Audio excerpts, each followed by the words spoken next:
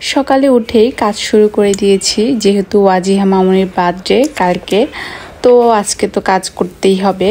আর সেটা হচ্ছে এই যে ম্যাডামের গাড়ি, আইজান আর ওয়াজিহার।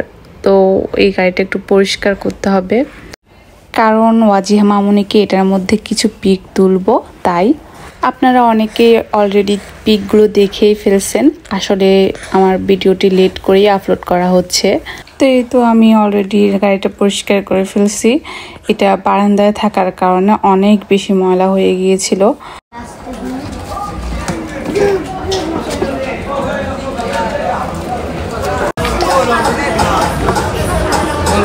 আর এই তো এখান থেকে দেখা যাচ্ছে সামার তো পুরোপুরি শুরু হয়ে গেছে, অনেক লোকজন, জনিও অনেক বিজি। তো এখানে 12টা বাজে আরো কয়েক মিনিট বাকি ছিল।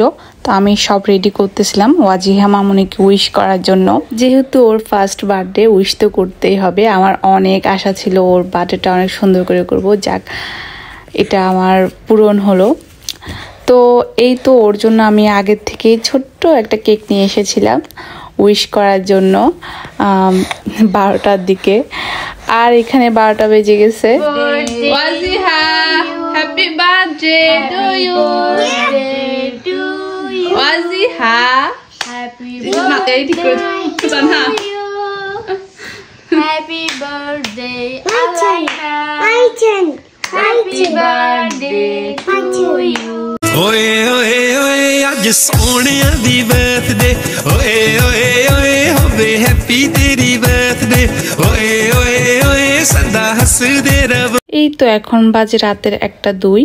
জনি আসছে দোকান থেকে, আমি আগের থেকে সব কেটে কুটে রেখেছি। আর জনি এখানে বিরিয়ানির জন্য মাংসটা ম্যারিনেট করে রাখতেছে। তো এই তো আজকের ব্লগটা এই পর্যন্তই, বেশি বড় হয়ে যাচ্ছে। এর পরের ব্লগ নিয়ে আসবো ওয়াজিহা মামুনির বার্থডেতে কি কি করলাম, কোথায় গেলাম এই নিয়ে। আল্লাহ হাফেজ।